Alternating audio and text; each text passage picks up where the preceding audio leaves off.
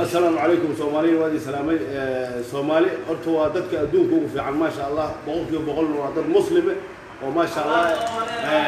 أنا جمرك سومالي هذا هاي أفضل مرتين إسكان شو ولا في عينها وأنا مذهولو شرحني أنا سامو شرحني ولا في عينها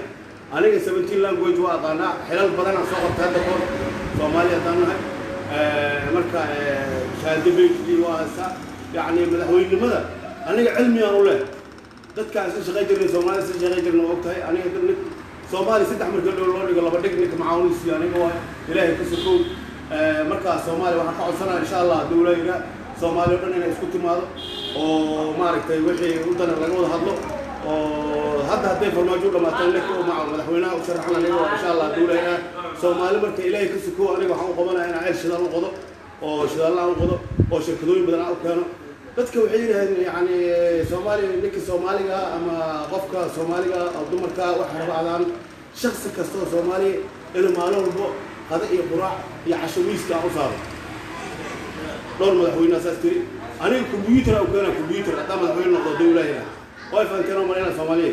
mideeda kale ta caalamku ana qoray ana toosayno Soomaaliya hodan waa ma sha Allah badii Kenya ana ka soo qaada Soomaaliya Kenya ana ka soo qaada Soomaaliya soo nicna dawladda way faanteen oo marina waxyaabaha dhulkii Soomaaliya ana soo celina way faanteen marina marka waa in la doorta anigana awal wadiidi jiray laakiin hadda diyaar aan u ahay marka way faanteen Soomaaliya mideeda kale to hadii sheega dadka waxay rabaan iska sheega oo hal ay doorta dhaha oo magacoodana aan qori karin waa laga fiican yahay oo hadhow dalooda gaarka fulina ana qofka Soomaaliya insha Allah dawladda Iiraan waxay u baahan tahay waxa kale oo bal qaadina Ilaahay ku soo ninkasto Soomaaliya inuu kontonno Sacuudi ama kontonno Mareykan ama kontonno Talyaani dadweynaha in agaan loo soo shaqeeyo oo qof kasta oo janib ay ka filka noqoto Soomaali mishaar loo siyaa Soomaali oo mishaar ku dhiibo علشان أنا حفرها ولا فانتنا مرينا مركا عمود الشغينو شركة أسكون معنا إن شاء الله دولة وهذه السلام عليكم